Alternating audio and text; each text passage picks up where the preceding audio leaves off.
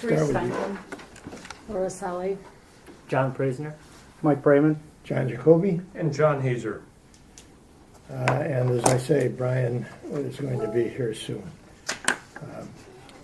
First order of business is the approval of the minutes of our last meeting. Is there a motion to approve those minutes? I'll move. Is there any suggested changes to those minutes? No. Hearing none, all in favor Should of get a approving? second. Who wants to second it? I'll second. All in favor of the minutes, please say aye. Aye. Opposed? Aye. None. Okay. We have a twofold objective tonight, and this is Brian, just a moment. One is to reconsider the idea of doing an employee survey. We have received some input that we'll go into in a few minutes that has suggested that perhaps that's not a good idea. We're going to listen to the arguments on both sides, and then we'll make a decision as to whether we'll proceed with the employee survey as we more or less had decided to do at our last meeting. We may change that tonight or we may not. And the second goal tonight is to select the six sick pay studies out of the 6 that have been presented to us, select the ones that we want the village board to see. So that may be all 6, it may be 2, it may be 4, but in any event, those are our 2 objectives for tonight. Now, before we get into public comment, I'm going to revise the agenda just a little bit. I think we should hear from the representative from Arise Chicago, Adam, is it Cater or? Yes. Cater, who is the gentleman that just said yes, as you would assume, since he knows how to pronounce his name. We're going to hear from him first because he was the one actually that raised the issue with our staff about the possibility of the employee survey not being a good idea. And Mike, you might just explain how that transpired.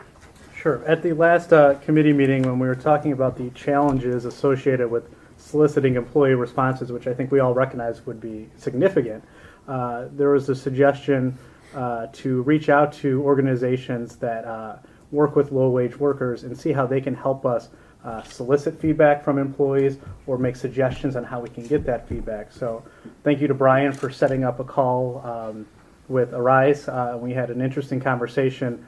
I think it was the day before the packet went out on some concerns associated with conducting an employee survey in general.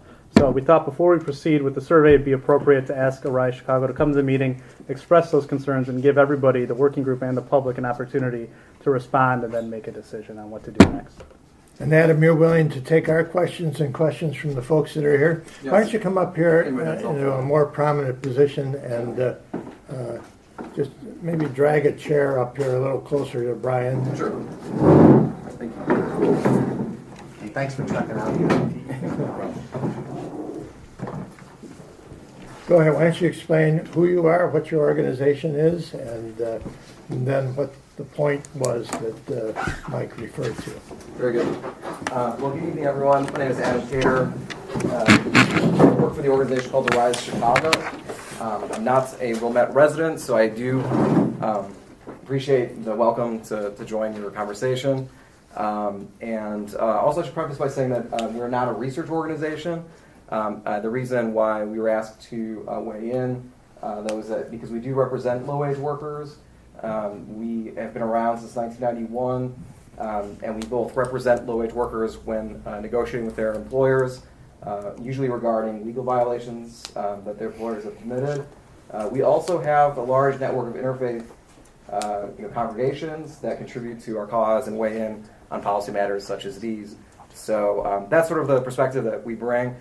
That being said, we have participated in a number of research projects, including worker survey projects, and I think everyone knows that surveying vulnerable workers workers with few protections, workers with limited benefits, certainly workers that earn minimum wage, is different than surveying the general public. And I'll explain a few of the reasons why that's the case, many of which you've probably discussed in your previous meeting. But we find that, well, in general, those surveys are only useful research tools if they're representative of sample size or if they're scientifically conducted. I think it's especially true for a group that is hard to reach to begin with. Unlike oftentimes employer groups that are already organized in some fashion via the Chamber of Commerce or other business associations, there's no Wilmette area worker association that we can simply turn to, ask for them to distribute a survey in a way in which there's already an established relationship. So I think that the lack of an established relationship makes your task very challenging. Going back to my organization for a moment, the research that we've been involved in surveying, particularly around wages, looking at wages paid and wages unpaid, that was with a major university partner. Workers had input into the survey design. There were considerations for language access. There were efforts to mitigate risks for workers to participate. There was already an established relationship between my organization and a body of workers that simply we could gather or that we could disseminate in a really orderly fashion, rather than just simply posting something in public, hoping people will respond. So those were some of the advantages we had in that. There was also compensation for workers' time in order to take that survey. There was an estimated amount amount of time that it would cost them, and then a recognition as a token, a small gift card or something. So those were some of the best practices that we had learned from other important low-wage worker surveys conducted elsewhere, and that's how we did ours.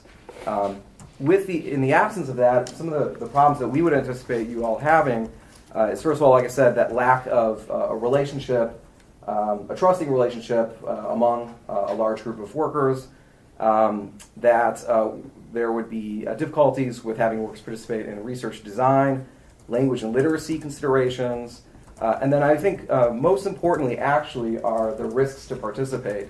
And this is a delicate sort of point to make. However, I think that it's undeniable the asymmetrical power relationship between employees and employers. The ability of an employer to participate in the survey is there's nothing to lose. I believe that for a vulnerable worker to be asked to weigh in on whether or not they believe their compensation is adequate by their employer is undeniably a difficult proposition. They have everything to lose. They have their whether it's a perceived threat or a real one, nonetheless, that is the first consideration by people who depend on their job and are in a tough situation. I think that a poorly executed survey effort could be damaging. It could actually distort the actual conditions of the most vulnerable workforce, which the lens we use when we view public policy is the most, we want to look at the impacts on the lowest paid or workers in the least regulated industries.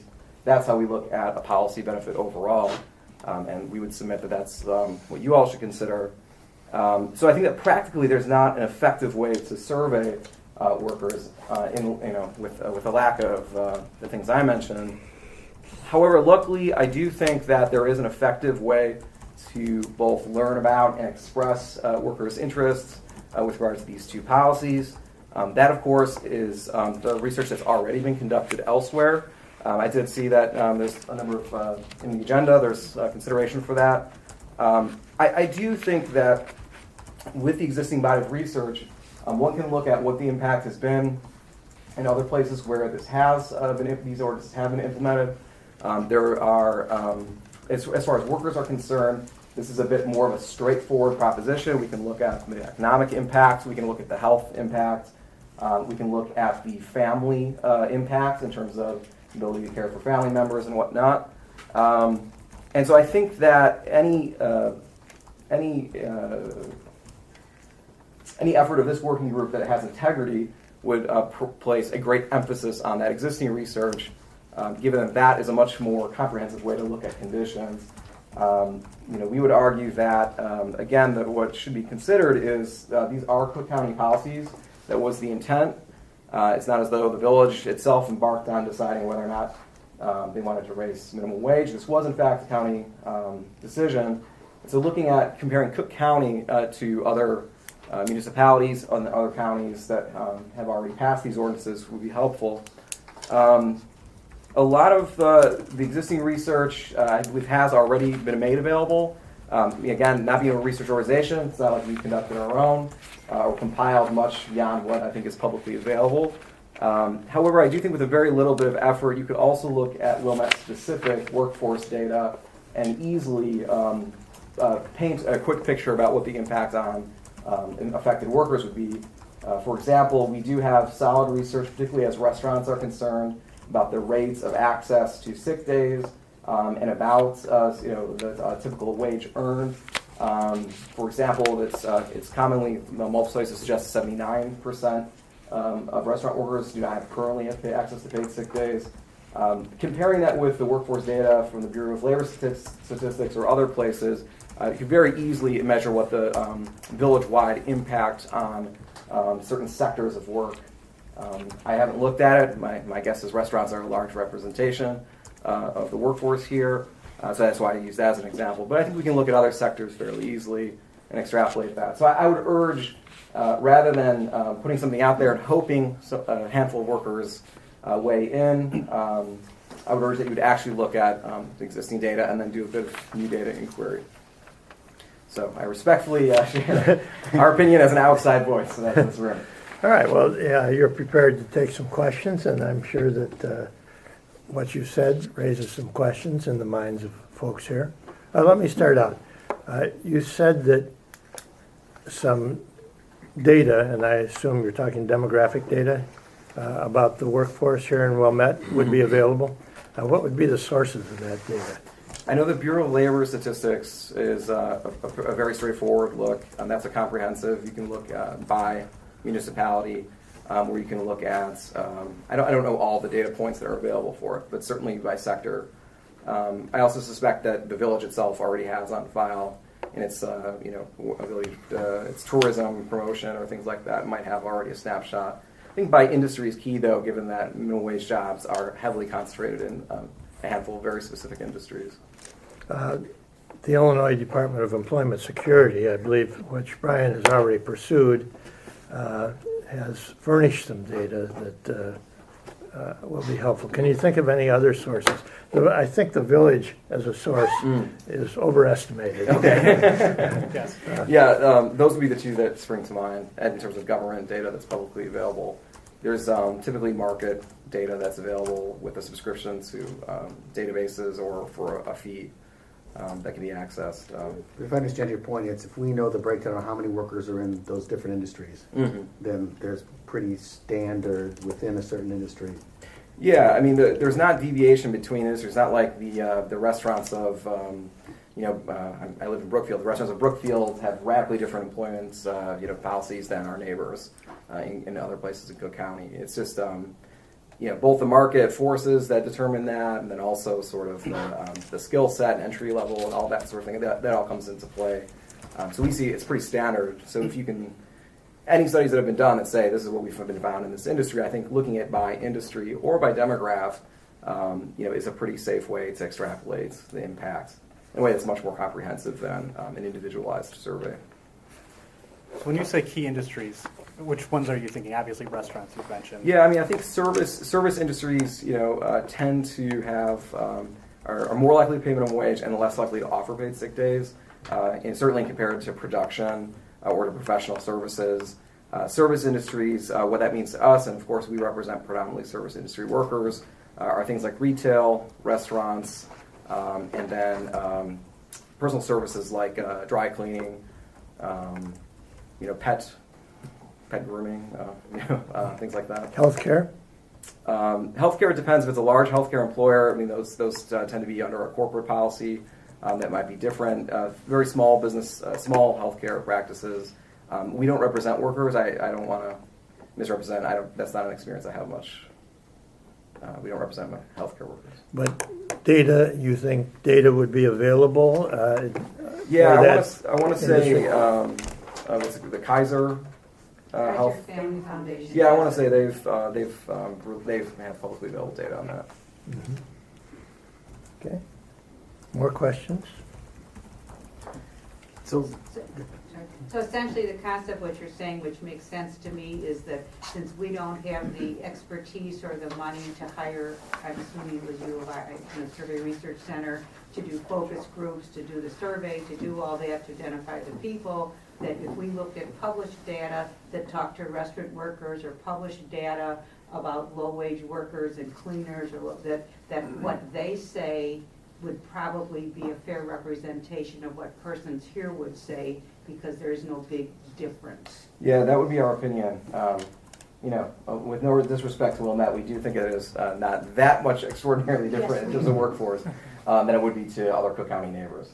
Right, and just to follow up on that, when the Cook County ordinance was passed, were you involved in that at all? Yes. Okay. And what data that was provided to our county? That's a good question. So, as background for my organization, we were advocating for the passage of both of these policies.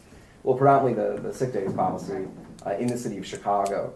And so we were involved in the county insofar as we were asked to, given that there were a couple of commissioners who took the lead on that.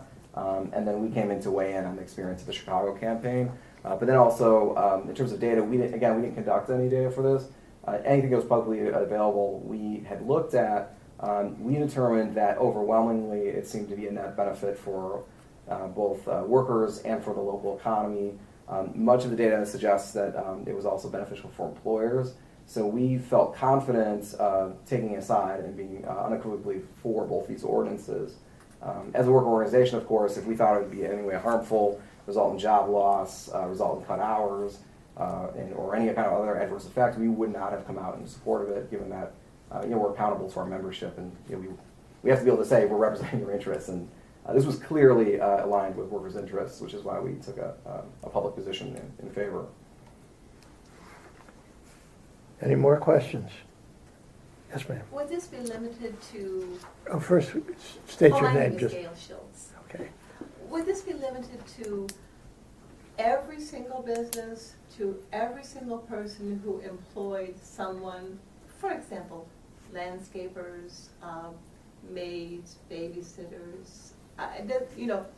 What's the smallest unit that's covered? Well, virtually all employees are covered with a few exceptions. Temporary employees. We recently came up with probationary employees, people who haven't yet worked 90 days. So this is full-time people. No, It it's covers both. employees, part-time employees are covered. It's people who work within the municipal boundaries are covered. So Now- part-time would mean how many hours a week? I'm just trying to get a grip on. It's at least how many hours we'll pull up the summary here. So we worked on this at our last meeting, which is why we did this, to help clarify. No, not at all. But this is important as part of our final report to the board, is to make sure there's a clear understanding of what the ordinances require. So on the minimum wage side, you have to have at least 4 employees to be obligated to comply with that. Whereas on the sick leave side, it's any business with 1 or more employees. So there's a slight difference between the two there. For both laws, any employee that works 2 hours in a 2-week period would then potentially be qualified for these benefits. Then there's a whole host of other exemptions and whatnot. For minimum wage, it doesn't qualify for the first 90 days of employment. But after 90 days, then yes, you have to pay the minimum wage. The paid sick leave, it really doesn't apply for the first 180 days. So if you work 181 days, then yes, you'd be entitled to the paid sick leave benefits. And there's some exemptions for persons under 18 on the minimum wage, but not on the paid sick leave. So each law is a little bit different. Thank you. Okay. And if I could add, an employer-employee relationship has to be established. So what that means is if someone's working as an independent contractor, then they are exempt from these, given that these are intended for employees, not for contracts. So somebody, for example, if I contract a babysitter on an occasional basis, we don't have technically that kind of employee-employer relationship. It's a contract relationship. However, if I had a live-in a domestic worker, that's I could be in a situation where I wouldn't be obligated to abide by both of those ordinances. Okay. Yes, sir. You had a comment. Yeah, Dennis Rope is the name. Are you aware of any of information, data about, that would influence this, given the fact that, or not the fact, we start over again. How many employees working in Wilmette live in Wilmette or live someplace else and come into Wilmette to work? Are you aware of any information relevant to that inquiry for this group? Yeah, I do. Yeah, go ahead. So we actually, for I think a later meeting, we have collected through IDES, the state does provide those data. So we can get that here. In essence, a lot of the lower wage workers come into Wilmette and the higher wage workers leave Wilmette when they work. I mean, that's the very broad generalization, but we can break that down by age and by broad income categories. And I think providing that data is going to be a part of that final report template to make sure we have a full picture. Right. Right. Mhm. Adam, having heard that, based on your other work, any comments trigger Yeah, in your mind? we did look at that. I don't believe for Wilmette though. There's also, you can look at the same set of data. You can look at poverty rate of those living within Wilmette, but that's kind of difficult data because it for people that are earning Social Security or things like that, it doesn't take that into account. So the poverty rate data it seemed to us kind of unreliable.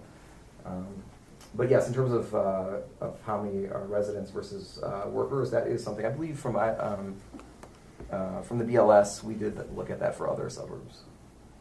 BLS The Bureau of Labor Statistics has that data? Mhm. Okay, well, we can check that source out. I don't know that we I have think yet. actually IDS works with BLS on that. Okay, as I understand so it's it. the same data. Yeah, it's the same kind of Probably, data. yeah. All right. Ultimately derived from the census.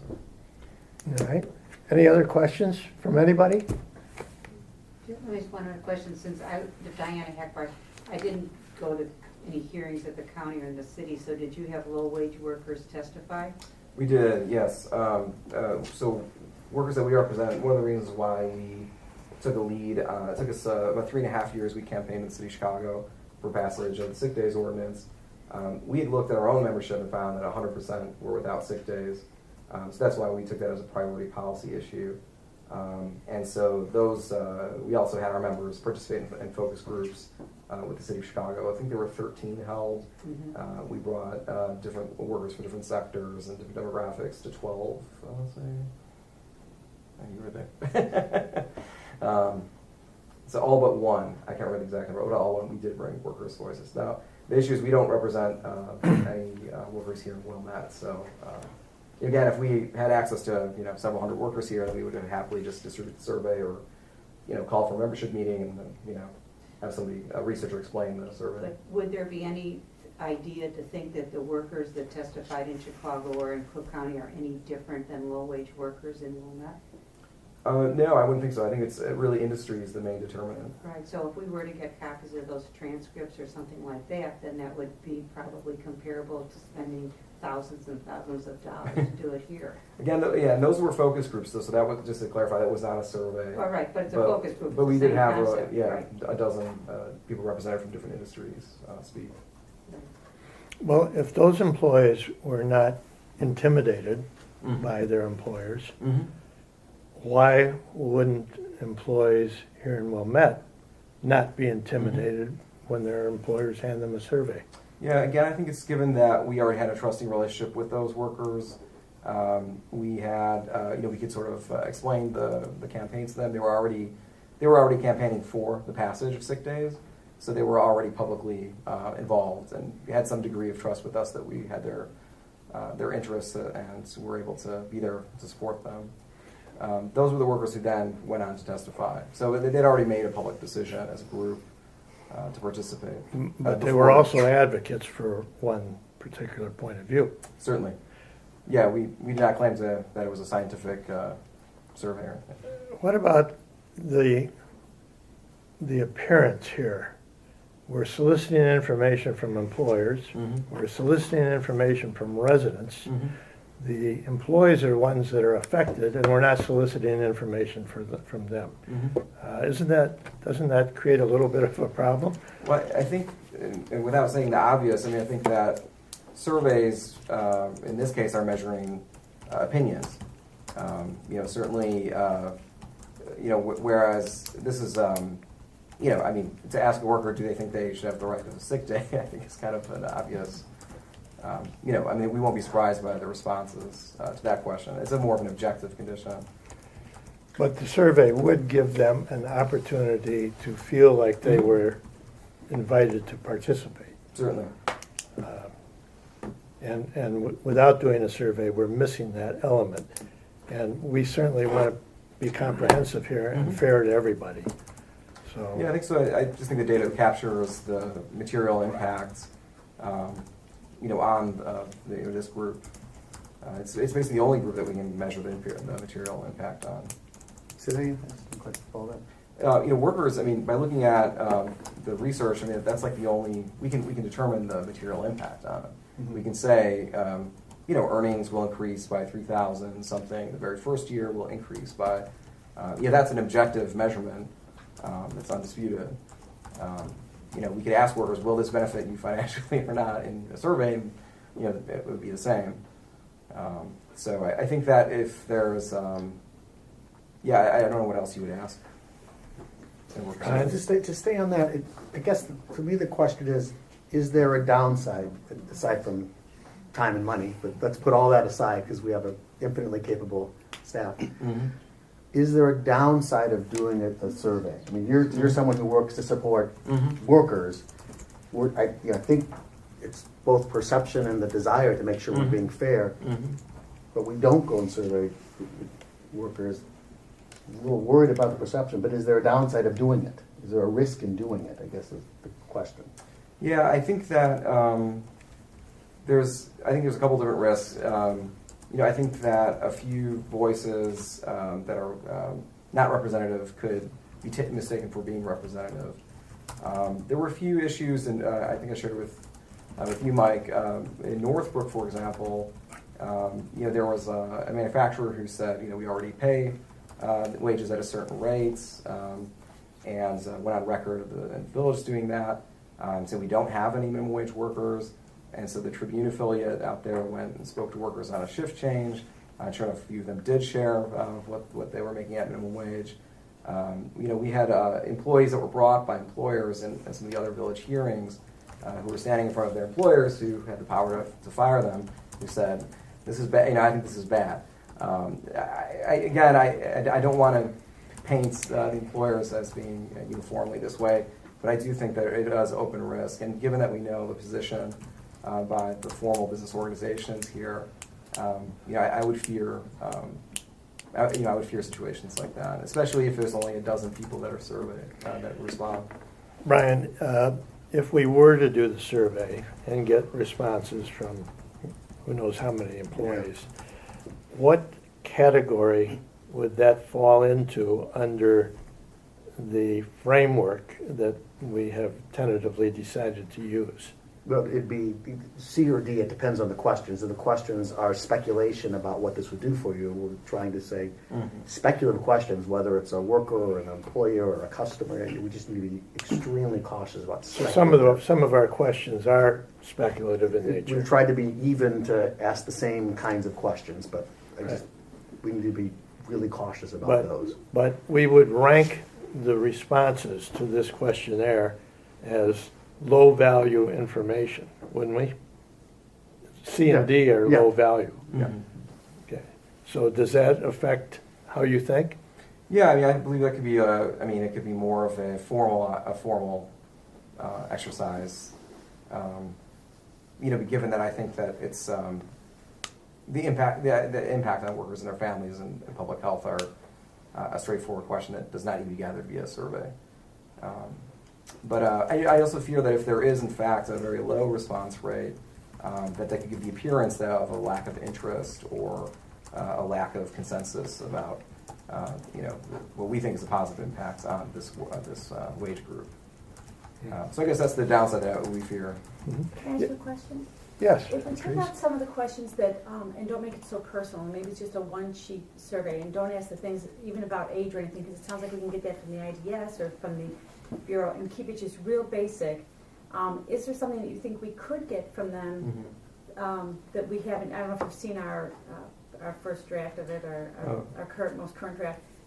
is there something that we could get from it that we're not finding through current research or from IDS or anything like that? And keep the question so they don't feel like, boy, they can look at this and they'll figure out that it's me. Yeah, I think the value of something personalized like a survey would be more qualitative to say, how, how would this impact your global spending, or, acknowledging that it gives more spending power to low-wage workers.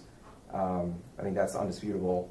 The question is, how would you spend it? Of course, there is some research indicating how low-wage workers spend money when they gain more of it. Do we care?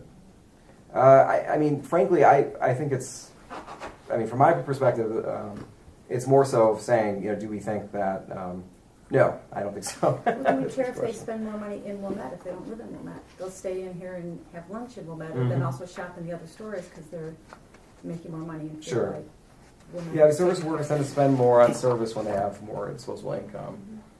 Well, do we care if Then do they that spend it on cigarettes versus healthcare? Right. Right. Yeah, I don't know.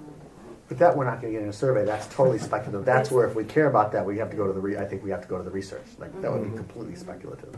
Okay. Yes, ma'am. So I have two questions. Excuse me, name? your My name. name's Joe Lasande. I live here in Wilmette. My first question is, how many employees are we talking about? That's the, Brian, you have your I IDS bring my information. computer. We have that number, but you just ballpark? 1,000. Yeah. 1,000, okay. And then, if I could understand you correctly, John, did I hear you say that we're not going to survey the actual employers? We are going to survey So the we're employers. going to survey employers and employees. That is our intent as of the beginning of this meeting.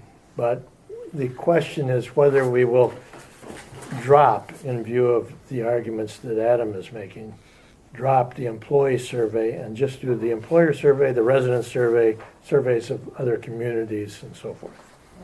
Because it's a good point that you brought up. Actually, to be fair, if we're going to survey the employees and the residents, let's also survey the employers, the small business owners. No, we are doing the employers.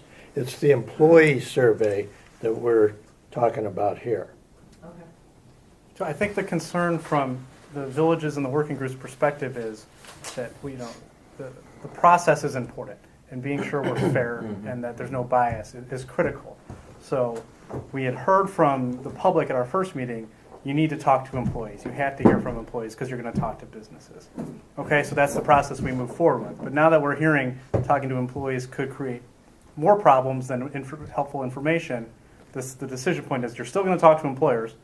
Do you talk to employees or do you rely on the research? And can I just add to that? I think the concern about the push to be sure to talk to employees was the idea of being fair to employees. Yes. Now we're hearing from someone who's an advocate for those employees saying, you really ought to look at the research, if I'm understanding what you're saying. Yes, exactly. So I think just the asymmetrical relationship, is what causes it's difficult to. At face value, I appreciate what's being proposed to say, we said we should need to ask both, but the reality is that I think that the risks and benefits for participation in a survey are drastically different for employers versus employees. Yes. Nita? Go ahead. Gina Kennedy. I don't want to flog a dead horse, but I'll admit that I've been haunted since the last meeting about the personal questions that are on the employee survey that ask for information we would never ask an employer about. We would never ask them about their financial position and whether they can afford to give a raise. So to ask employees about whether they're on food stamps and Medicare or Medicaid really troubles me. I think it offends their dignity. I think it makes them seem like they have to earn the right to fair pay. And I would be curious as to what you think about that and whether you think that would make the responses materially less reliable if we're asking that kind of personal information. Maybe we should give them a copy of the survey. I believe you've seen a copy of the survey, haven't you, Adam? I have not, actually. Yes, I have not. Okay. But, nothing in there? No, Because those last questions, I think, ask for personal financial information that we are not asking employers for because we know not to do that, and I wouldn't want to ask them for that information. But to ask for that information from an employee to suggest that they don't have the dignity and we don't have the respect for them that we have for the employers, and that troubles me deeply. And Gina, if I can just clarify, those were questions added at the behest of audience participants. Well, actually, I would disagree. They came into the survey, I'm not accusing anybody of bad faith, but they came into the survey sometime between the first draft and the second draft. That was based on resident and audience It was participation. based on a memorandum, I understand, Yeah. I saw the memorandum. But I think that the point of the memorandum, if I read it correctly, was that employees receive so much government support in form of government benefits that they don't need to have higher salary. And that sort of There were assumption two was- different memorandums on both sides advocating for those questions. I didn't see the other Yeah, one, I only saw the one.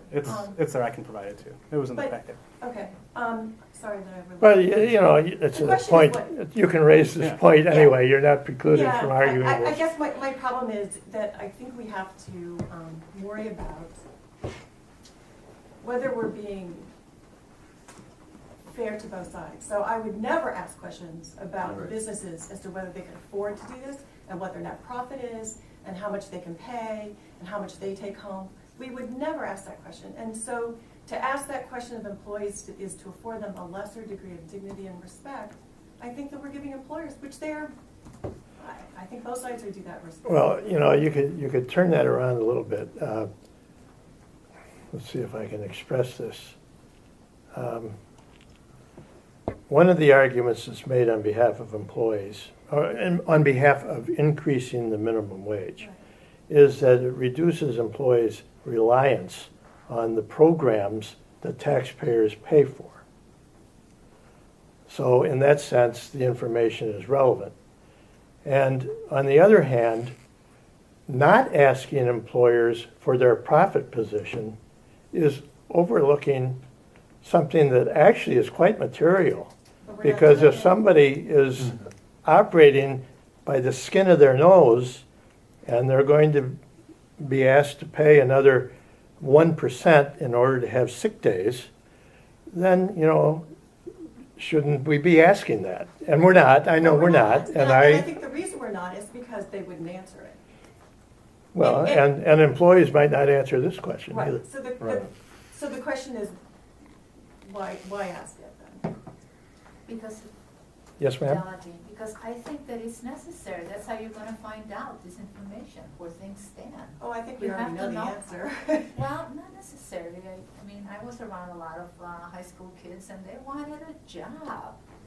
And I also I went on vacation this past September to Seattle, and they had implemented the increase in the minimum wage, and the Uber driver was telling me that unemployment had just really skyrocketed in Seattle because they had implemented this, and so a lot of businesses had just bolted. So you need to know that. You Yeah, need so- to ask some of these questions, even though they're uncomfortable. I guess my question is, can we give him a copy of it and ask him what he thinks the worker's response would be to those personal questions? I would just be Sure, curious Adam, if you're willing. Absolutely, sure. Yeah, does anybody have a copy of the, I can pull it up right here.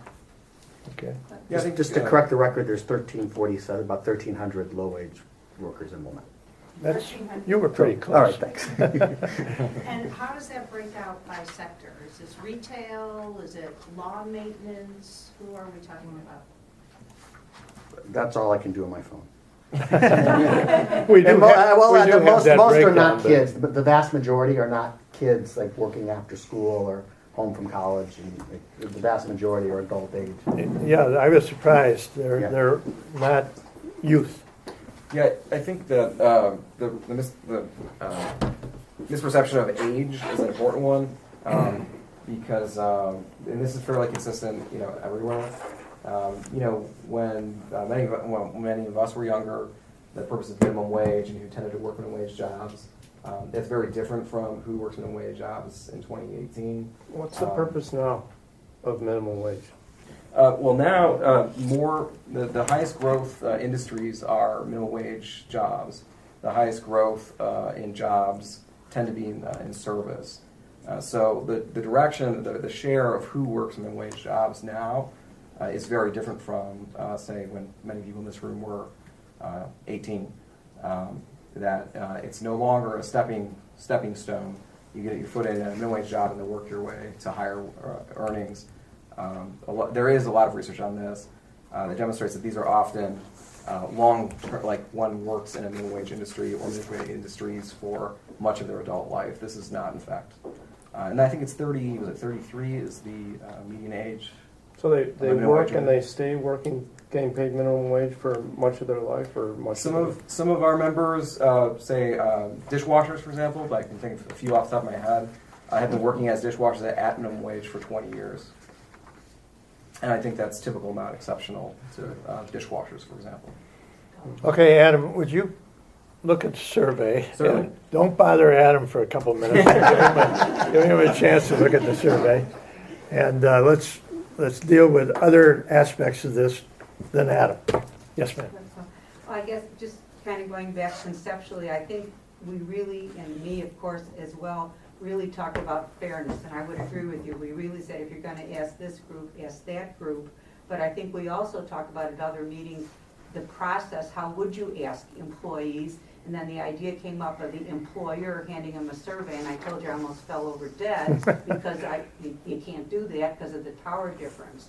So what I see our conundrum is, how do we be fair, you know, and not only the appearance of fairness, but have fairness, but not put any group at risk. And that's really where we are. And so we had the idea of a survey to be fair to employees. So maybe the question is are there other ways to be fair to employees that don't put them at risk? I guess that's really where we are. And we may end up, you know, so is the other way to look at existing resource? Is the other way, I don't know, ask the churches to do a focus group? I don't know. But I understand what we're trying to do, and I think that's good. We're trying to be fair to everybody, but I think we have to be thoughtfully fair because it could be harmful to people. And I certainly think an employer handing somebody a survey is like really a bad idea. So how else could we do that, I guess would be the question. Yeah, if we, you know, or not do it, to be fair. Yeah, I do think the practicality is a major consideration, especially with the assumption that most minimum wage earners in Wilmette do not live here. Again, it's a question of access. The only way to access people who are working here is to approach them in their working capacity. Right. And there's no practical way of, Right. you know, I as a good-natured citizen can't walk in and expect somebody on their break in front of their restaurant, you know, to fill something out in front of their manager. And, you know, nor would we be able to figure out how to go to neighboring suburbs to find workers that commute here. So I do fear, and then, you know, posting it online saying, hey, if you work here, take it. There's just no control for who.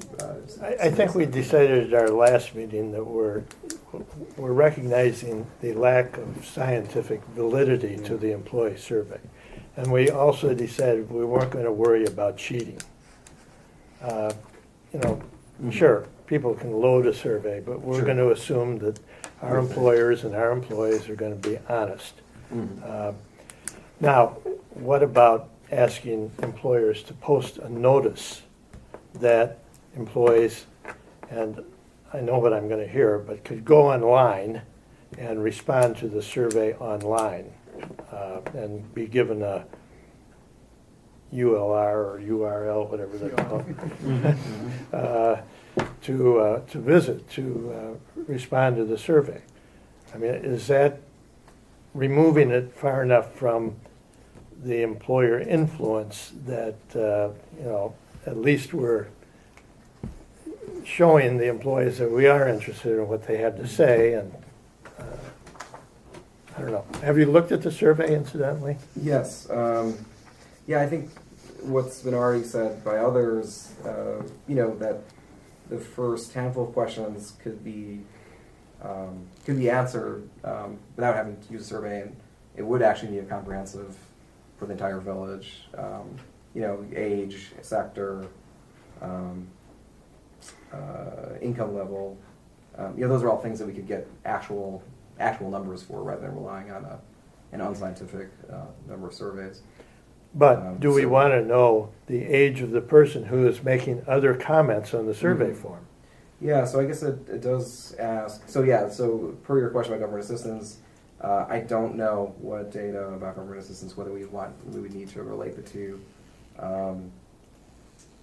So that would be something that could be gleaned from here, assuming people do answer that question. Yeah, we're kind of putting you on the spot here. That's okay.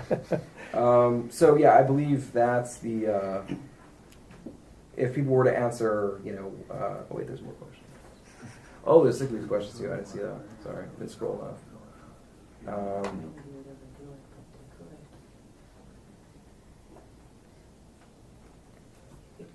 Questions about family members, you know, that would be new information, it seems to me. That would be what? New information that we would not be able to gather yeah. via data.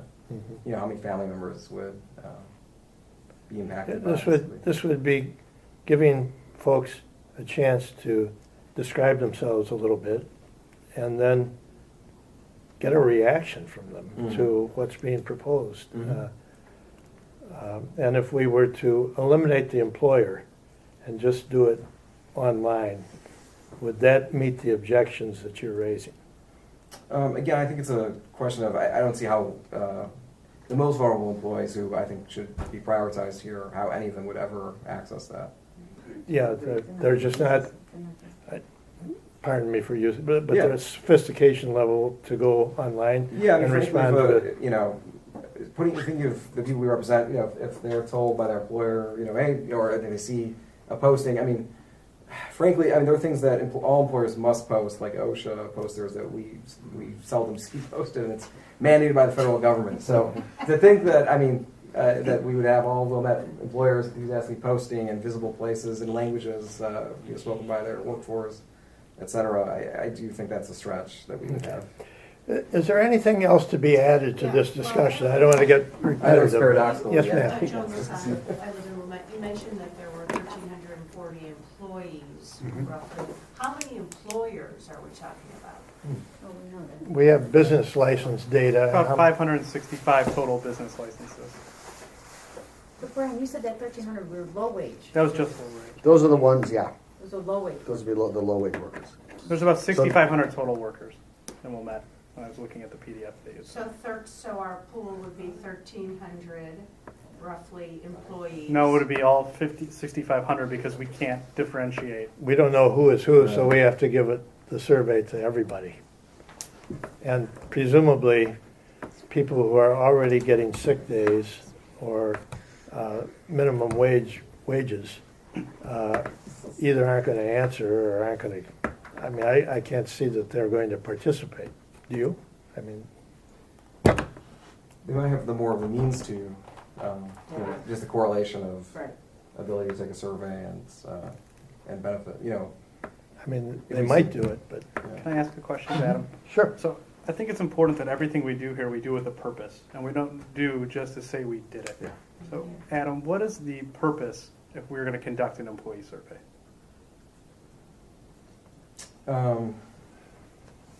I think if you could pull out personal stories, you know, more of a narrative side of things to illustrate, you know, what this means, the meaning of these policies to people's lives.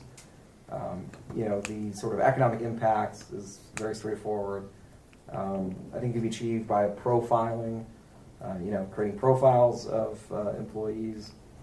When our members testified, they talked about what it would mean to their ability to support family members abroad. They sent remittances to. They spoke to, you know, the ability to, you know, not work sick. You know, they talk about how it would impact them on a daily basis. That's something that perhaps you could pull out with certain, if you had certain questions. But you're saying that's already available in a similar format based on testimony that folks made at the county Correct. hearings or the city hearings, which Correct. you don't think would be materially different. No, frankly, I think that, yeah, I don't see a lot of the purpose for the survey. And Well, I know some except paradoxical I, as you work know, rather. I don't want to differ from Mike, but Yeah. there is a purpose to be served by making people feel that they've been asked. Mhm. I agree. I mean, it may not be an Yeah. important Yeah. purpose, but, Mhm. yes, sir. Name, please? Dennis Soroka again. Do you have a point of view about if Wilmette does not increase its minimum wage or adopt sick leave, but neighboring communities do, what the impact will be businesses, the quality of employees that will work for Wilmette businesses? Yeah, I don't know. That's for me very speculative. Again, I think that the policies, the strength of the policies were that they were countywide. That it would account for the 134 municipalities contained within the county. That it would be sort of a uniform approach.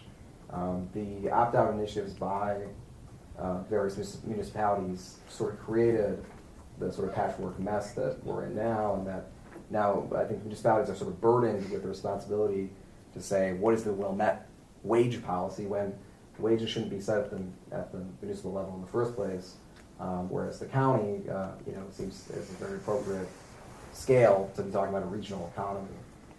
So I think that's the unfortunate position it puts citizens in each of these different areas, is that setting a wage policy and a benefits policy for a few hundred people, or how many did you say? What wage? 1,300. 1,300. It's such a micro way of looking at it. Whereas, as a county, if you look at, that's a scale where it makes sense to set this, and which is the intent of the law. So I think the opt-outs are sort of creating a problem. I know it doesn't fully answer your question, but of course, if I can cross the next town, if I go to Evanston and earn significantly more, and won't have to choose between taking care of a sick child and going to work, that's pretty clear. But how much mobility, what the unemployment rate, there's so many other variables. Like, do I truly have the ability to choose between an Evanston job or a Wilmette job? I don't know. I think that's the way it's viewed. Well, we learned that most of them don't live in Yeah, the lower wage. yeah, right. Over time, probably what happens is that either employers raise the wage and grant the benefit, or they lose their employees, and then, competitive competition for employees eventually is an evening force, I would think. Yeah, it depends how competitive these industries are as well. Between suburbs. I'm gonna get dry cleaned wherever's closest to me. I'm not going to go. Okay, is there anything more to be added to this discussion? Because I don't want us to get into repeating points that have already been made. We got to come to a conclusion on this. Is there anything else to be added? Can I just be a little bit devil's advocate here as a small business owner? Some of the people I've employed who, while everybody makes more than minimum wage, don't necessarily get a full sick leave policy based on what this law would be. And those are people who were, I'll say, the stay-at-home moms who now are looking to do something. They work in our office a day or two a week. So I think they don't need the sick time. If they're off, it doesn't matter. They take the time off or they go on a vacation. They're financially secure enough to not need to be paid, a 4-week sick pay period per year or whatever it is. And I think that in my experience talking to other small business owners, I think there's a fair contingency of those people in Wilmette. And I think because of where we are socioeconomically, that while all of our lower wage earners, some of these people I've hired have MBAs from Kellogg, and I've told them, I so can't afford to pay you what you are worth, and that's not what they're looking for. They're looking for enrichment, socializing, having some sort of money in their pocket that they wouldn't, but they aren't looking to get rich, so to speak. And I'm wondering if I appreciate your saying, by asking the data of age and all those things, but I'm wondering if we're missing out on, and I don't even know what that number is. You know what I mean? What numbers those people are versus people who truly need to be paid for sick time because they have a sick child at home. I don't know, just a comment. So where does that lead you, though, on the question of doing or not doing an employee survey? That's a good question. I appreciate everybody's comments. I appreciate that it's hard to get a fair assessment, but I guess if we're going to do it, I think we should consider those people and not eliminate all those questions that then don't give you the true answer. The difference between a 42-year-old who has 3 children at home and can't make ends meet versus a 42-year-old here who is, like I said, doing it, yes, for some money. Let's face it, we all work for some money, or we would volunteer. But I don't know, do you see what I'm, I Yeah, guess I what see I'm what you're saying? Yeah. Yes, sir. But if, Dave Price in Wilmette, if most of our businesses are restaurants, they're not staying at home, they're coming to place to work. And they're working at minimum wage and so forth. And companies that, if one of the questions is, a lot of our companies are operating at a thin margin, is that the employee's fault? Or is it the employer not being able to grow the business, or undercapitalized, or the rent's too high, or whatever? There's a number of issues that come into play when you have a company that's operating at a low margin. But I think it's a fair point that you make, and I think that if the ordinance were to say all employees receive 5 days outright or receive 5 days upon hire, then that would be highly problematic.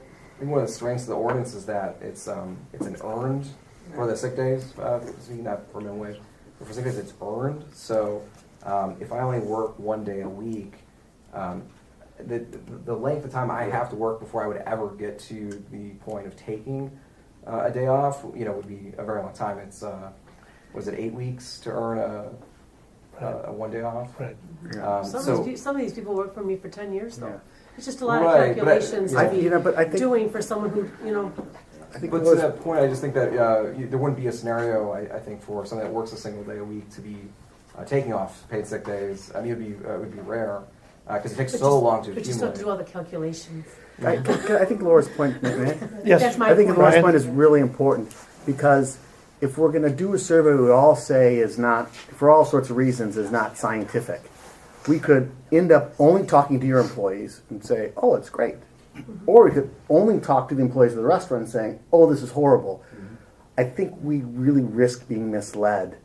And that's where I think we should get as much as we can, as rich data as we can that is scientific or is representative. Which is why I think IDS is great, because obiously I Let- give all that information. Right, they to get it them. right. Trust me, I just sent in all that text information Yeah, the last that's right. 3 weeks.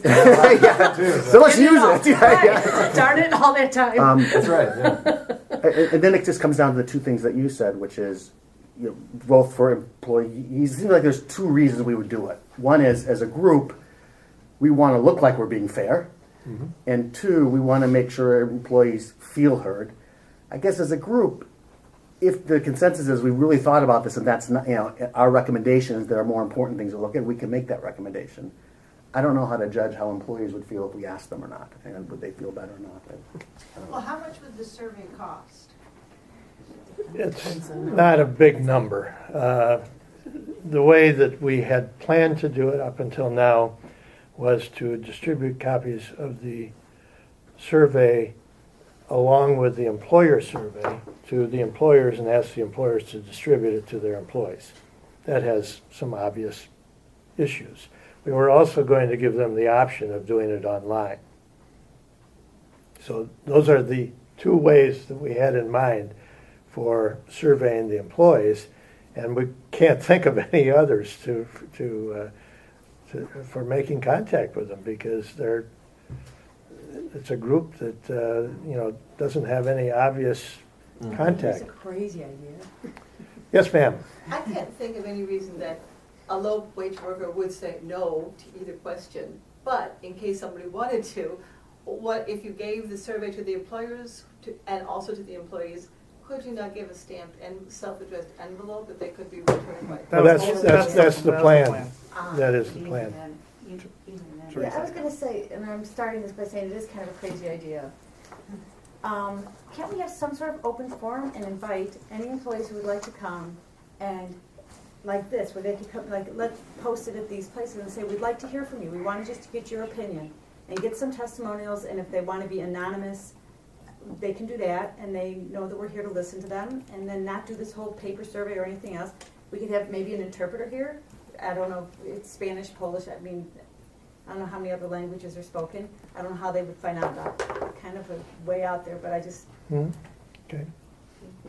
Yes? What you're talking about would be a focus group, so you would, if you were to do it, I'm not saying you should, you would have to hire like a research firm or nonpartisan person. I mean, there's a way to do it as a focus group, but you couldn't do it to have people feel safe to just come in a room here because somebody, so I mean, but that you guys did it that way, or you can hire U of I survey research. I mean, it can be done, and that would be the ethical way to do it, but that's a different thing. That's hiring a focus group, that's, selecting employees, see who would come, do it in a safe place, all that kind of stuff, pay people to come, then you can safely get information in a non-biased way, maybe.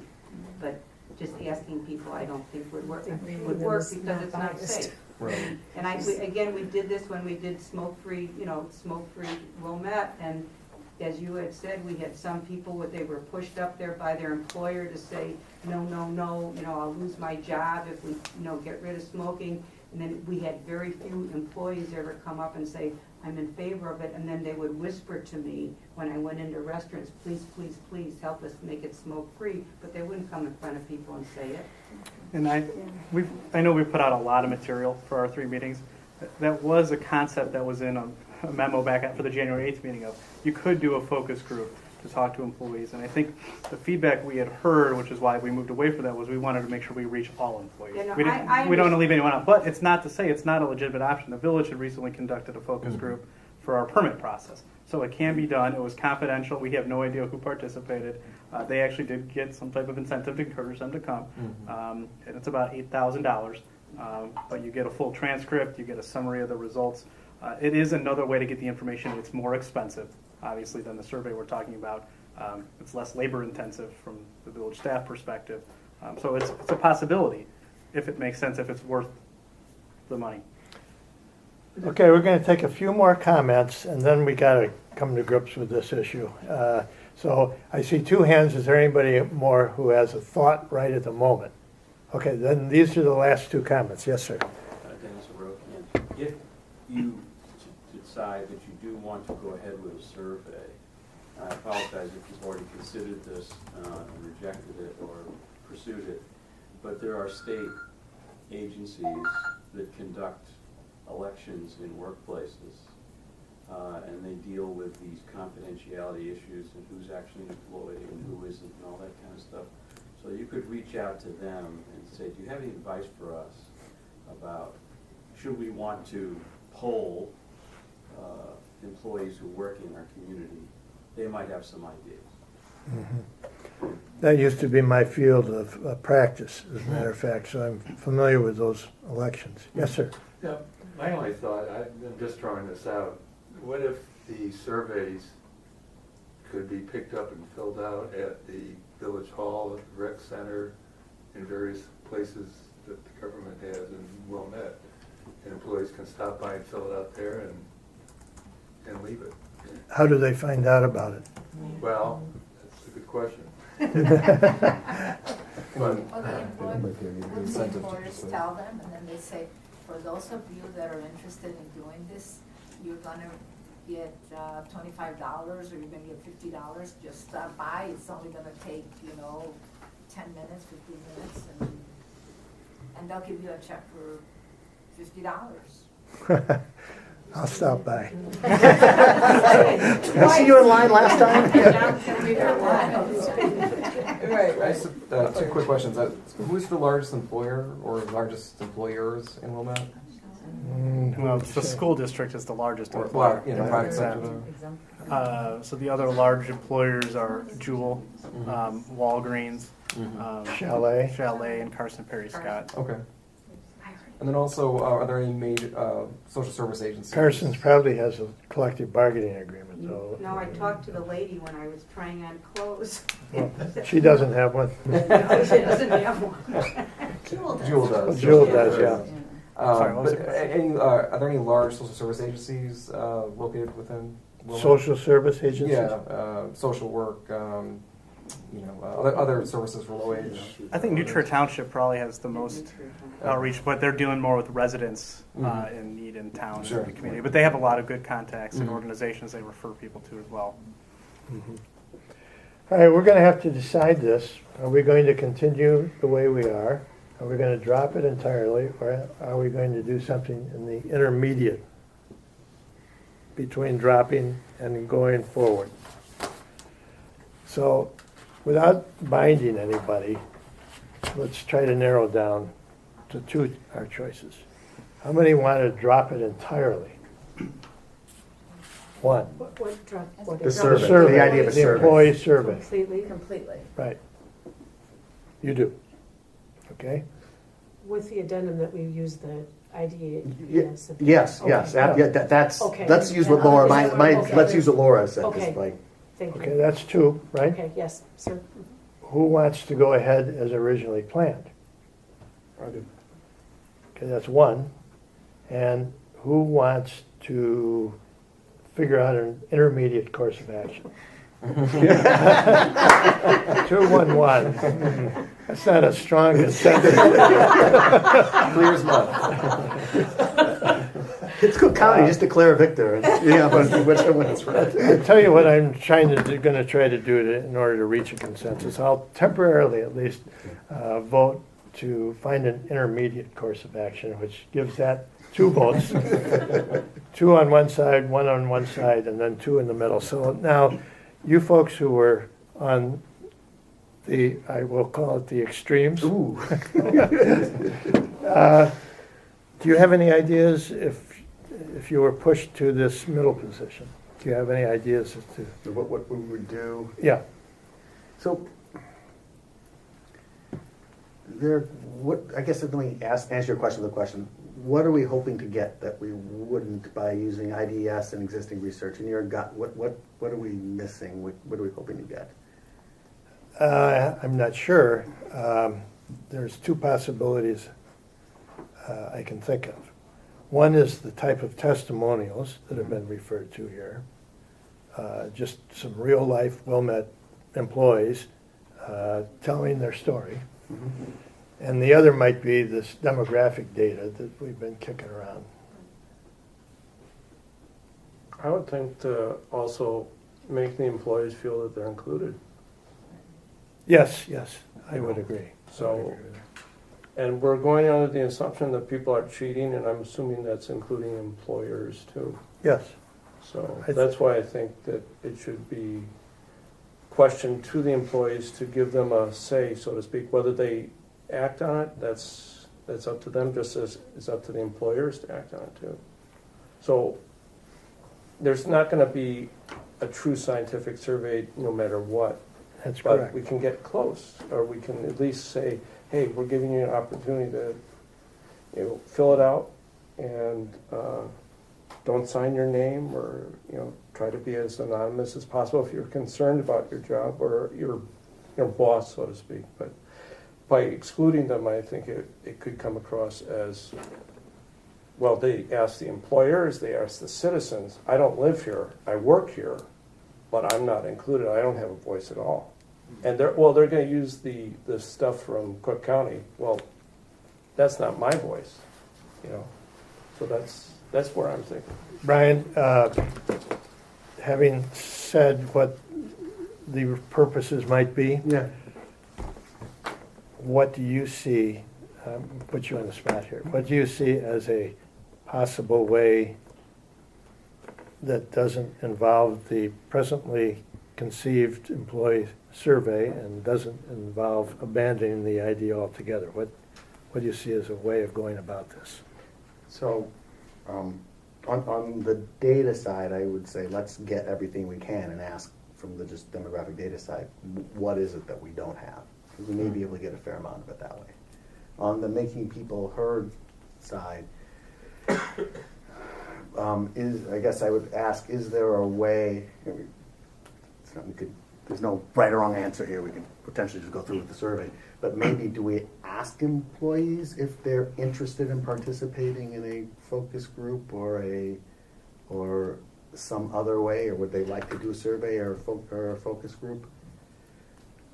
My biggest fear is that we try to make something we say is not scientific, and then we get 10 responses and we extrapolate from that. So the idea of hearing stories, I think, and giving people a chance to be heard, I think makes sense. So maybe we ask them, how would you like to be heard? Is there a way, would you be interested in participating in a focus group? I don't know, I mean, I'm more deferring in this one to the A, the expert, and B, the notion of simplicity. So And does it buy anything just to ask people how they'd like to be heard, or we're just wasting time and we're gonna do I do think it's a waste. I mean, I think Okay. there's no practical way to do any of that. survey? If there were a practical way to do that, I would be all for it. Okay. But I think based on the scope as proposed, it's not. That's just my honest opinion. Okay. What about simply, I don't know, this is a tough one. Yeah, it is. There's no right or wrong answer.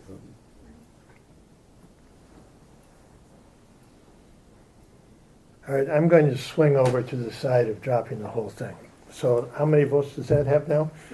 That's had three. Hmm? And I'm leaning toward that too, just because it sounds like we can get so much of the information, and Cook County has done theirs, and they have focus group results, and it saddens me. I would like to think that the employees would be able to have some voice, but I can understand that it's just not. I would add the caveat that we look at the testimony that was given by Chicago employees. Yeah, it's not Wilmette employees, but most of them are from Wilmette anyway, of the 1,300. Just how these ordinances impact them. And The only other, if I may interject, I mean, I had said before, there's no Wilmette Worker Association to consult with, you know. When somebody mentioned the collective bargaining agreements, I mean, one way you could, to the extent that there's a relationship of trust, there's a degree of protection, and there's a workers already organized into a group.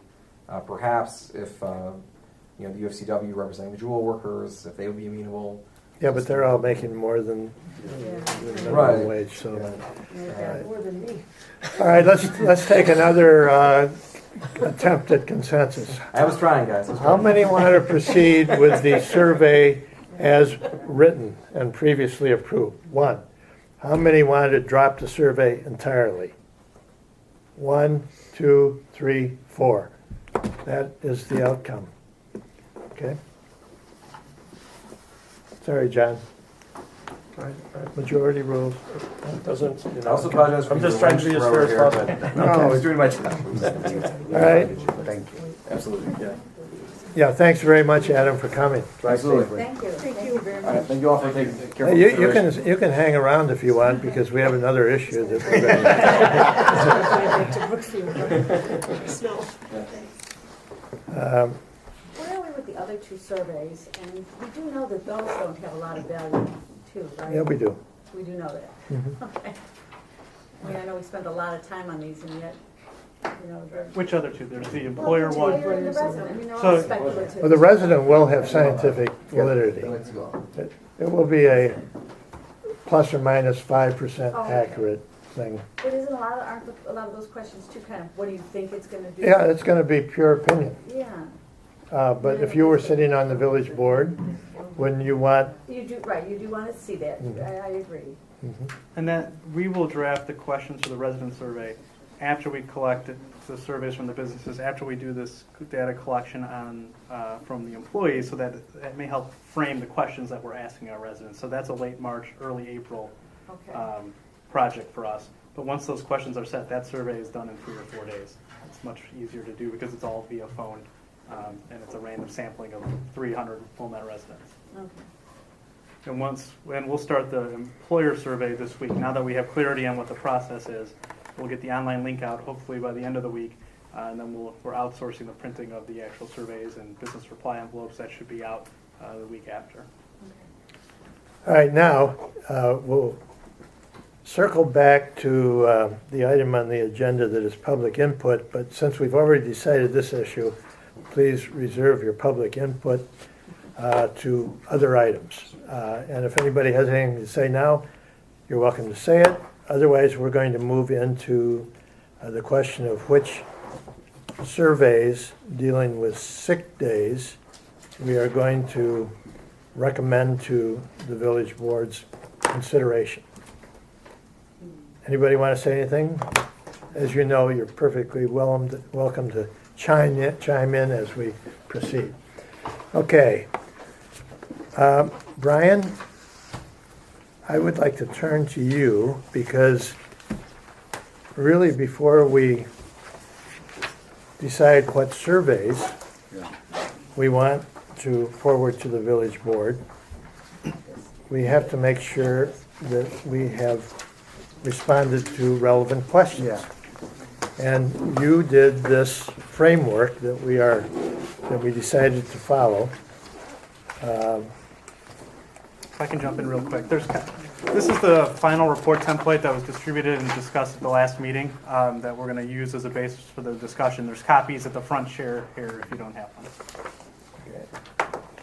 So, Brian, why don't you take over and explain the framework and the questions? And So we're talking about paid sick leave now. yes, So if we go to page 7, what I try to do to think about, instead of just saying here's a pile of studies, to say, okay, what are the main questions? Our goal is to give the trustees information that they should consider, and the ordinances.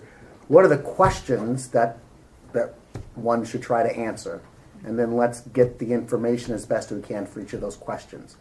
So the question 1 here is what we've already started discussing, which is who are the workers and here I think after today we're going to have to get this from the first 2, IDES and national data. Okay. And I think we don't have that right here for today. We're more looking at the bigger studies. Question 2 would be, what is the cost of providing paid sick leave? I think there is some information there. We'll get to that in a second. Question 3, because this I heard a number of times in the comments that were made here, is what does the increase in cost if workers cheat? Because there are some employers who are concerned about, well, what if they cheat? Question 4 was, what's the cost of administering paid sick leave? Never concerns about all the paperwork that needs to be filled out. Question 5, so that's just sort of the who they are and what are the costs. Why would you incur the costs? Well, what are the benefits? What might be the benefit to, in essence, the general public is question 5, and what are the benefits to the employees themselves, question 6. So I guess my first question for this group, is that a reasonable, it's a half dozen questions, if we could give the trustees some solid information on each of those questions, are we fulfilling our duty to them? right. In other words, are these the right questions? Are these all the questions that you feel we should be responding to? I think some of the research poses a question is what's the benefit to employers to provide paid sick leave? Right. Good point. Okay? Good point.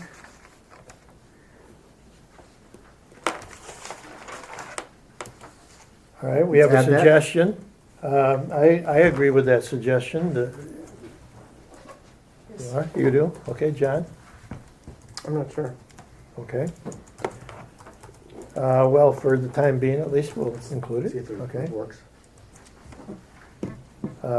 Anything else?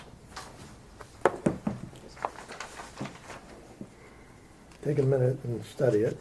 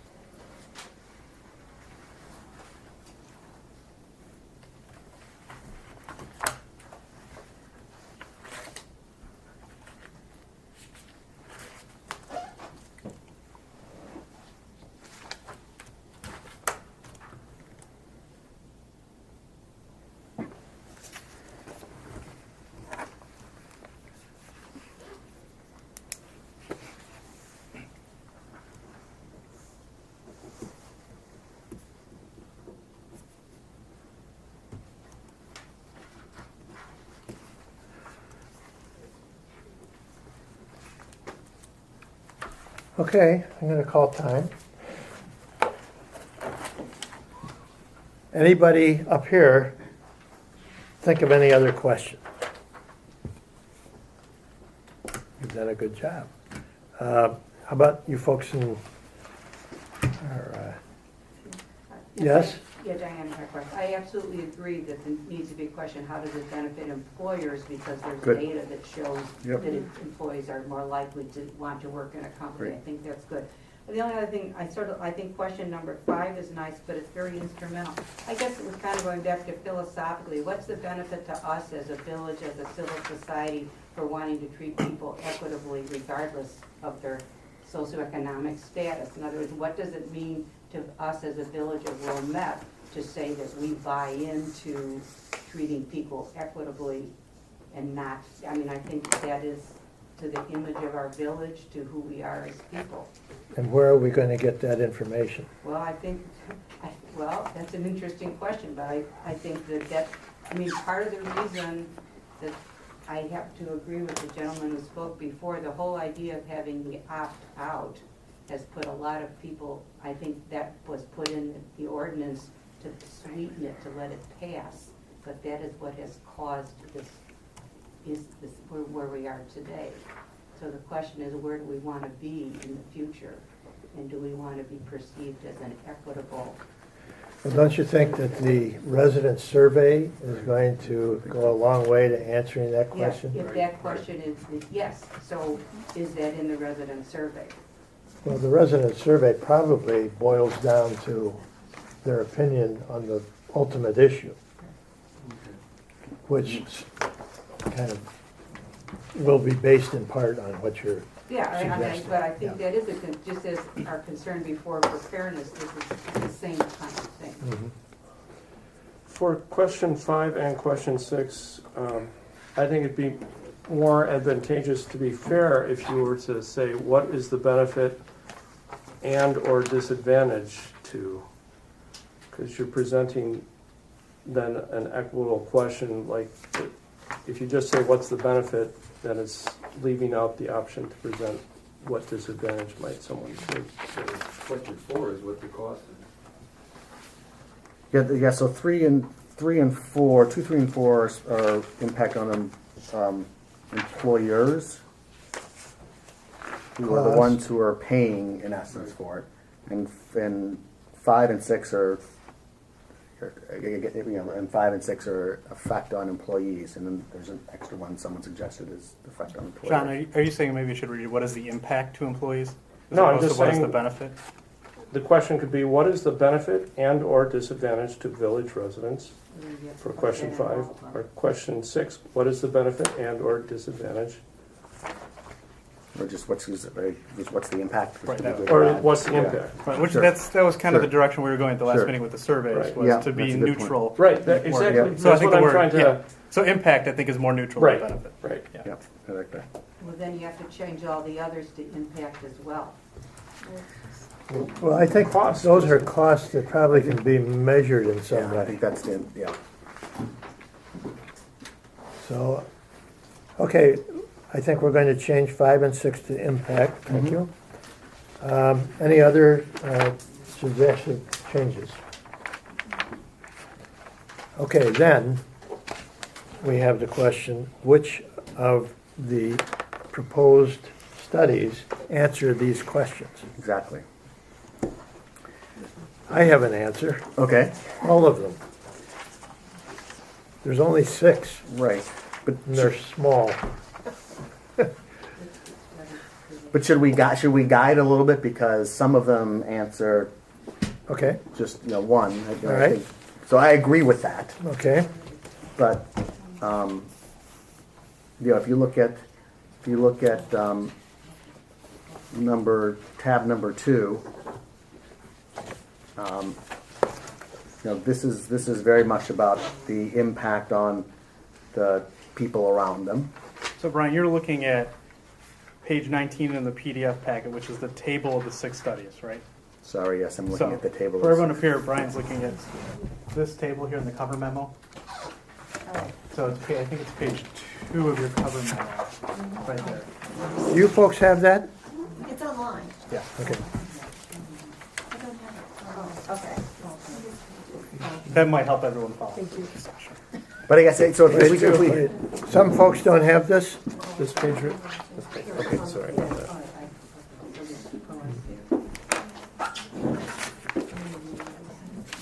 So, since some folks don't have it, you're gonna have to describe it so that they understand what Okay. we're talking about. So I guess what I'm talking about is if we look at what's the cost of providing sick leave to employees, there's a financial model of that in tab 1, the Working Families Task Force. So it gives a money answer or a percent of cost-based answer. What's the increase in cost to those who cheat? That model can answer that. There's also a study, that'd be the type A evidence. There's a study, the San Francisco study, type B, looked at how many people actually used their sick leave in San Francisco. So, similar ordinance. And I'm just thinking we can match the studies up Right, so right. that we know. So have you done that? Almost. Okay, all right. Kind of doing it. As he's talking. If you look at Okay, go, start with question 1 again and tell us what. So question 1, I think we don't have the data here since we were looking at what are the research studies. Okay. We've not done one, and I think based on the earlier conversation, we bring back everything we have and ask what else do we want to get. Right. Okay. Question 2, if you look in the tab 1 Working Families Task Force, there is a model based on average costs in Cook County businesses of what the cost of paid sick leave as these ordinances prescribe would be. It's a range and it depends on some assumptions. Sure. Okay. If you look at question 3, what might be the increase in cost to those who cheat, meaning they take time off but they're not actually sick? I think there's 2 ways to get at that. The first is just taking the model that's in the first piece and saying everyone uses all their sick days. Right. The second So that would be that would tab be 1. tab 1 with comment. I mean, Yeah. someone has to go in and say that means it's the high end of the estimate because I think we're trying to guide the trustees so they know what instead of just giving us a pile of data. Right. I think there's also in study 5, which is a San Francisco paid sick leave ordinance, type B data, they actually looked at what was the experience of low-wage employees who got this new benefit, how much did they use? And I think there's what they used, the average is 3 out of 9 days. Right? That was the number. Was it 3 out, was it? Yeah, it's not So, excessive. so there's 2 parts to the answer. We can model it and you can look at what other people did. I think that's the level of answers. Cost of administering, this I think is something we're asking in our surveys, and I think this is something I think we really do need to, I haven't seen research on that. I think this is something we need to talk to businesses about as we have in our surveys. I think either the Chicago or the San Francisco survey said that employers reported no great problems. Some said no problems and some said minor problems. I said corrected. Okay. Am I right or not? I don't remember. Anybody see that? There was one, and it did have a number even, where there was a chart that said that, and this was probably San Francisco because it had been enough years that they we had the study and had the numbers, and it was like 0.7 to 1.3% increase in their Cost. cost. That's the overall. That's cost. the overall Overall cost. cost. Yeah. So it wasn't the, Not the administrative. of cost. doing the paid sick leave. Right. Okay, Right.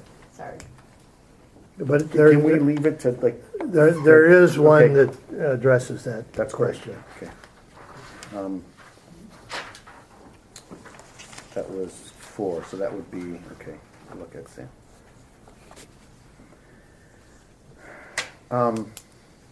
What is the impact on, in essence, the outside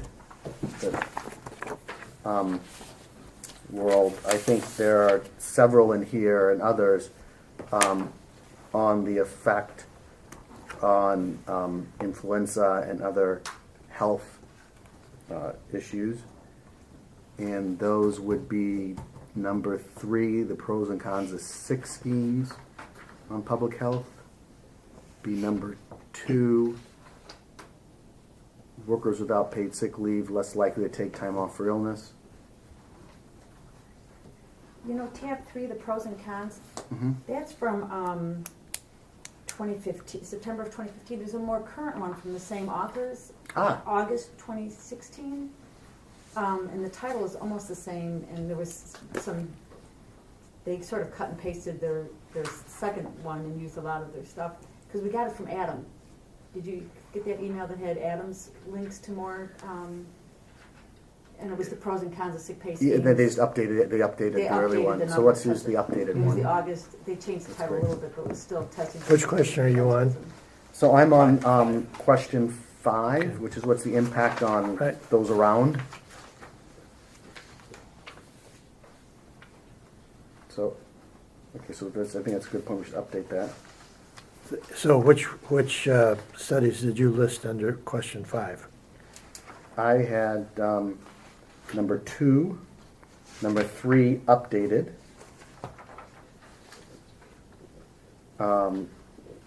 Number 4 and number 6. Okay. Question 6, what's the impact on the employees themselves?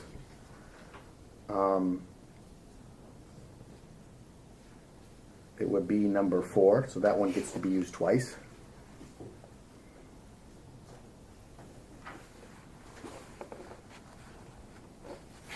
I suspect it's in San Francisco, but I just didn't go through to that one to match it.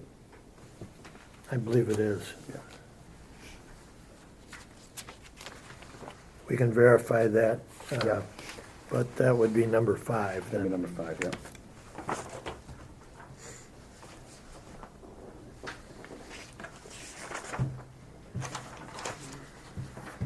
And then on benefit to employer, Number 2 had, on the second page, there was a whole paragraph about, and they had all sorts of citations, so they,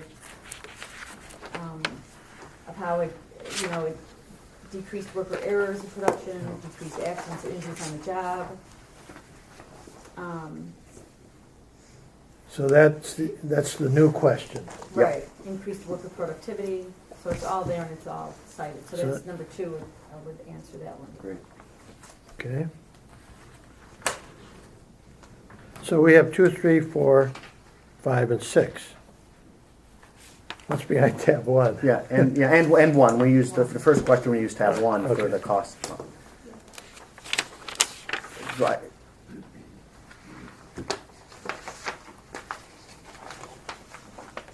Oh, yeah. Mhm.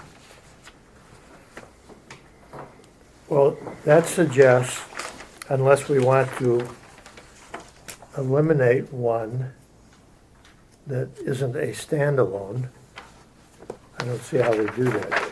Can't eliminate one because it's the answer to question 2. Right.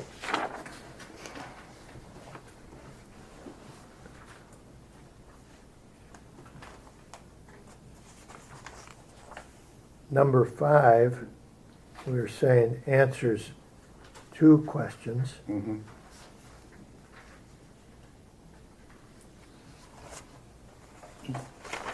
Number 2 answers only 1 question, and there are, oh no, it No, it's 2 answers questions. 2 questions.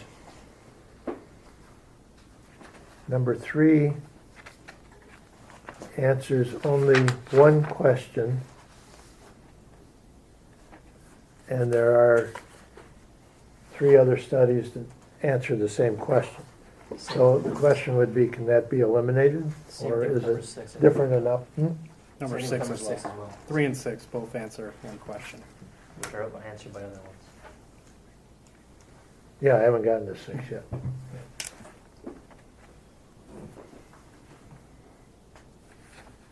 Yeah, can we eliminate 3 and 6? I don't know. They use Google flu data. That's so cool. Google flu data, like.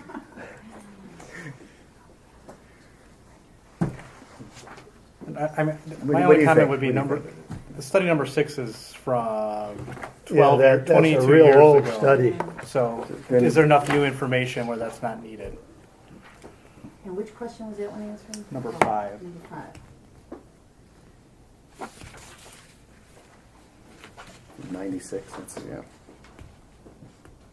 3 and 6. And 3 is the one that's updated, right? Yeah, that's. 2 is updated. No, 3 was updated. The pros and cons has been updated to, Yeah, there's a 2016 one. And we already have 2 that are answering number 5. Right.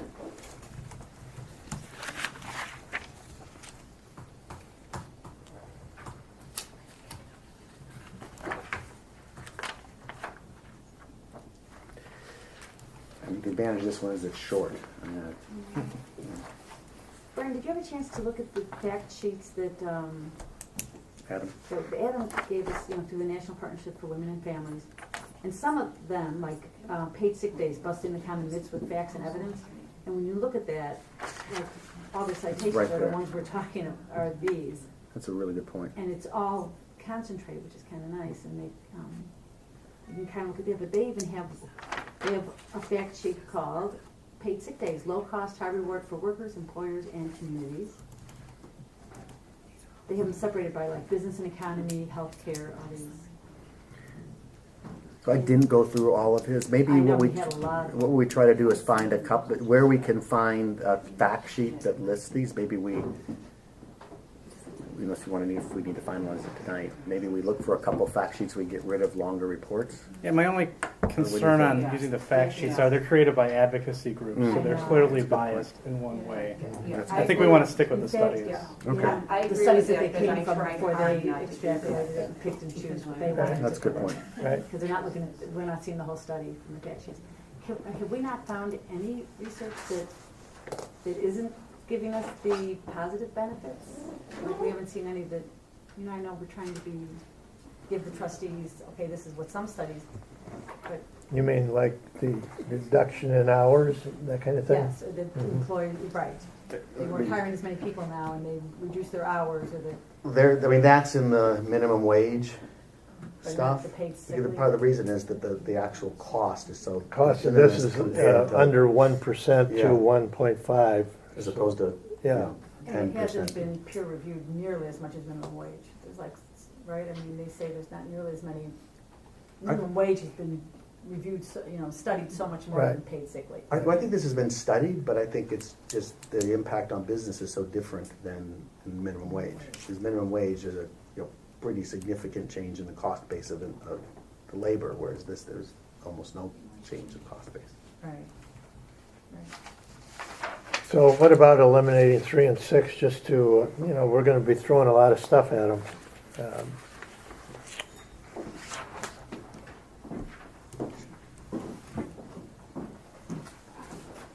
There's an integral in number 3. They're not going to read it.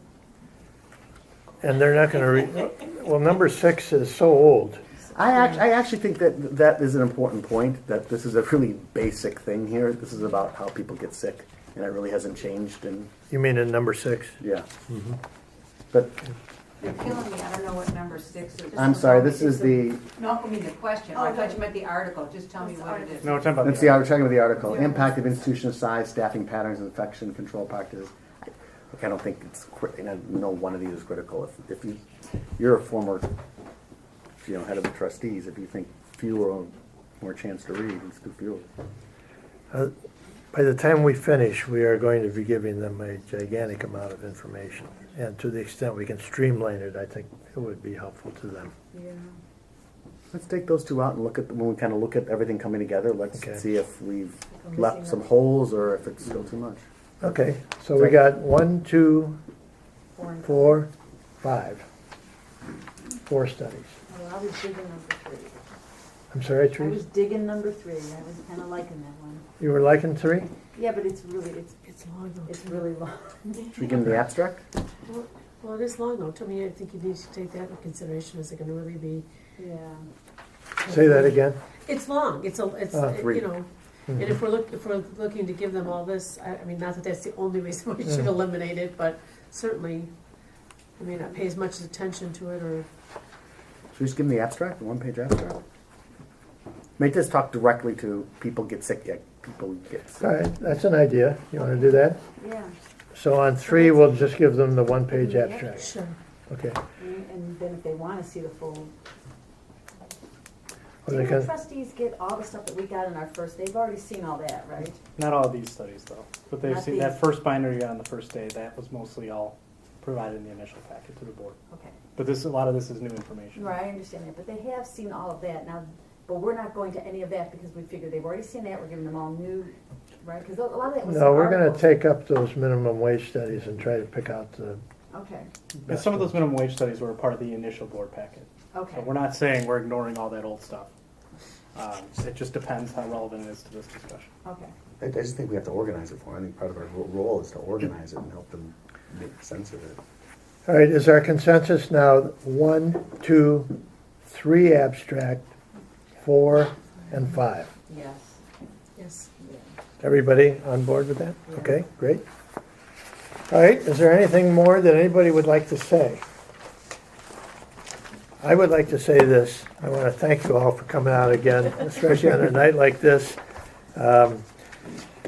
We might want to look at what we have planned for the future. We might just talk about that for a second.